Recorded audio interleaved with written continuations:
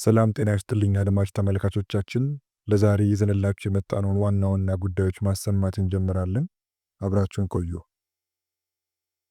በዓመት ከ2 ሚሊዮን ብር በላይ የሚያገኙ ቲክቶከር እና ዩቲዩበሮች የንግድ ሥራ ገቢ ግብር ሊከፍሉ ነው።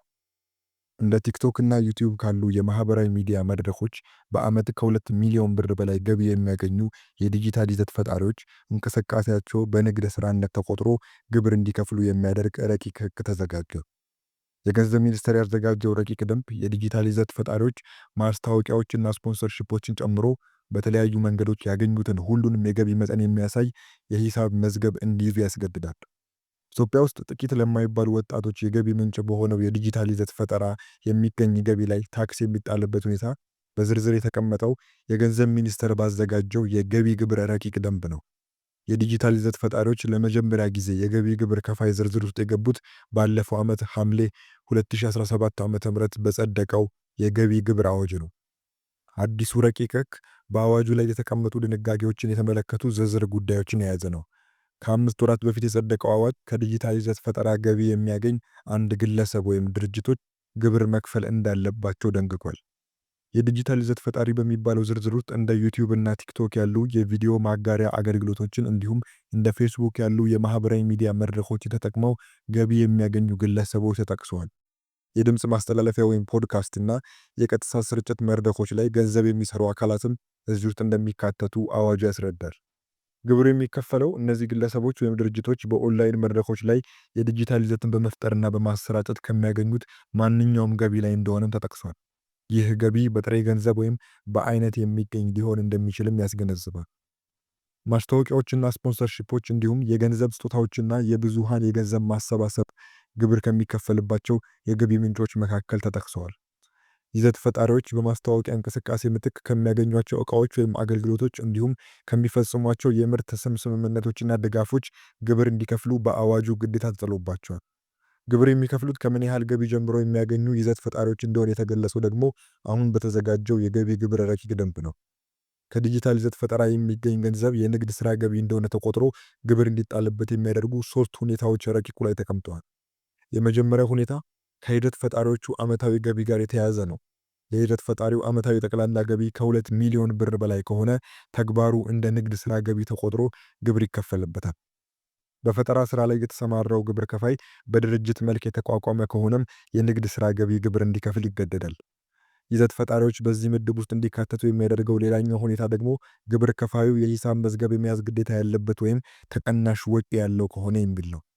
ይዘት ፈጣሪዎች በዓመት ከ2 ሚሊዮን ብር በታች የሆነ ገቢ ማግኘታቸው ወይም እንደ ድርጅት አለመቋቋማቸው ግን ከገቢ ግብር ነፃ አያደርጋቸው። እነዚህን ሁኔታዎች የማያሟሉ ከሆነ ሌሎች ገቢዎች በሚለው ምድብ ውስጥ ገብተው ከጠቅላላ ገቢያቸው 15 በመቶ የመክፈል ግዴታ እንደሚኖርባቸው ባለፈው ዓመት ለጸደቀው አዋጅ የተዘጋጀው ማብራሪያ ላይ ተገልጿል። የንግድ ሥራ ገቢ ግብር የሚለው ምድብ ውስጥ የሚገቡ ይዘት ፈጣሪዎች ከገቢ መረጃና መዝገቦች ጋር የተያያዙ ግዴታዎች በአዲሱ ረቂቅ ሕግ ይጣልባቸዋል።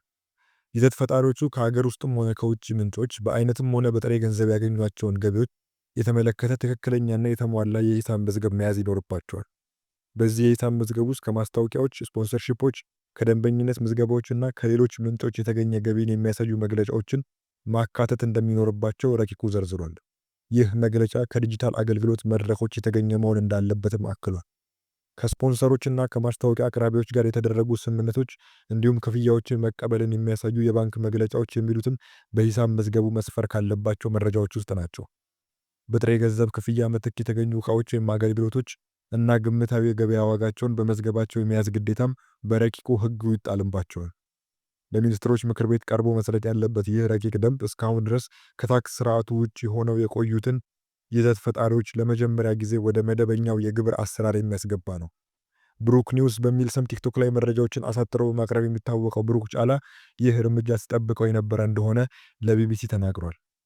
መንግስት ይህንን ጉዳይ እንዴት ሊያስፈጽመው ይችላል የሚለው ጉዳይ ነበር ያልተረዳው የሚለው ብሩክ በዚህም የተነሳ የሚመጡለትን የማስታወቂያ ስራዎች አስቀድሞ በመደበኛው መስመር ውስጥ ማስገባቱን ይገልጻል። በግሌ የተለያዩ የማስታወቂያ ስራዎችን እሰራለሁ። ይህንን በምሰራበት ሰዓት ቀጥታ የማስታወቂያ ፈቃድ ነው ያወጣሁት። ይህ ነገር እንዴት ይረዳኛል የሚለው ወደኛ መምጣቱ ስለማይቀር የማስታወቂያ ፈቃድ አውጥቼ ነበር እየሰራው የነበረው ሲል አስቀድሞ የወሰደውን እርምጃ አስረድቷል። የማህበራዊ ሚዲያ ይዘት ፈጣሪዎች ማህበርን ለማቋቋም እየተንቀሳቀሱ ካሉት መስራቾች አንዱ የሆነው ብሩክ እንደሚገልጸው የማህበራዊ ሚዲያ ስራዎች አገራችን ላይ ካለው የስራ ዕድል አንጻር ጥሩ ገቢ ያስገኛል። የተቋማትን ምርትና አገልግሎቶች ማስተዋወቅ እንዲሁም በቀጥታ ስርጭት ወቅት የሚሰጡ ወደ ገንዘብ የሚመነዘሩ ጊፍቶች ቲክቶክ ላይ ገቢ ከሚገኝባቸው መንገዶች መካከል እንደሆኑ ይጠቅሳል። በይዘት ፈጠራ ገቢ እያገኙ ያሉ ወጣቶች እዚህ ደረጃ የደረሱት ስራ በሌለበት ከባቢ ውስጥ ሆነው እነዚህን የማህበራዊ ሚዲያ መድረኮች በመጠቀም እንደሆነም ያስረዳል። ብሩክ የዲጂታል ይዘት ፈጣሪዎች ወደ ግብር ስርዓቱ መግባታቸውን የሚደግፈው ጉዳይ ቢሆንም በረቂቁ ላይ በመነሻነት የተቀመጠው የ2 ሚሊዮን ብር ዓመታዊ ገቢ በጣም ትንሽ ነው የሚል ምልከታ አለ።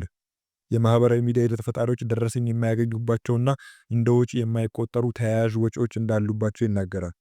በየትኛውም ሚዲያ ላይ የሚንቀሳቀስ ይዘት ፈጣሪ በጣም ብዙ የሚባሉ ወጪዎች አሉበት።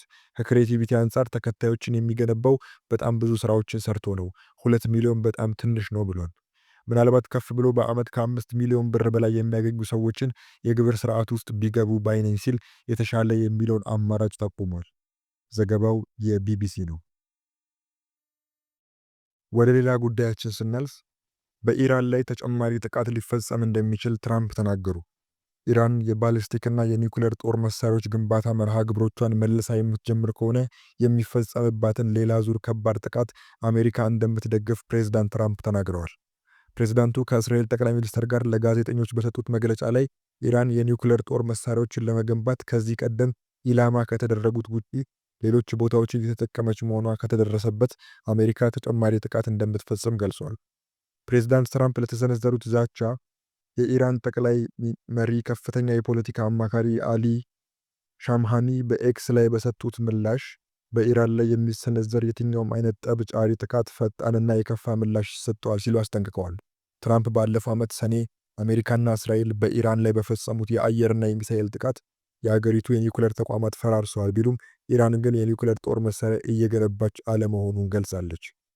መልሰው ለመገንባት ሙከራ እያደረጉ እንዳልሆነ ተስፋ አደርጋለሁ፣ እየገነቡ ከሆነ ግን ከማጥፋት ውጪ ምንም አይነት አማራጭ የለንም ብለዋል ትራምፕ። ፕሬዝዳንቱ ኢራን ባለፈው ዓመት ከተመቱባት ቦታዎች ውጪ ለጦር መሳሪያ ግንባታ ሌሎች ቦታዎች እየተጠቀመች መሆኑን የሚያመላክቱ መረጃዎች እያነበብኩ ነው በማለት እየወጡ ያሉ ዜናዎችን ጠቅሰዋል። ባለፈው ዓመት ሰኔ ወር ላይ ለ12 ቀናት የዘለቀ ጦርነት ከእስራኤል ጋር ያደረገችው ኢራን የጦር መሳሪያ ተቋማቷን መልሳ እየገነባች መሆኑን የሚያመላክቱ ዘገባዎችን በማውገዝ የሥነ ልቦና ዘመቻ እየተካሄደባት መሆኑን ገልጻለች። እምራም ራሷን ለመከላከል ሙሉ ለሙሉ ዝግጁ መሆኗን እና አዲስ ጥቃት የሚሰነዘርባት ከሆነ በእስራኤል ላይ አስከፊ ውጤት ይኖረዋል ስትል ኢራን አስጠንቅቃለች። ዘገባው የቢቢሲ ነው።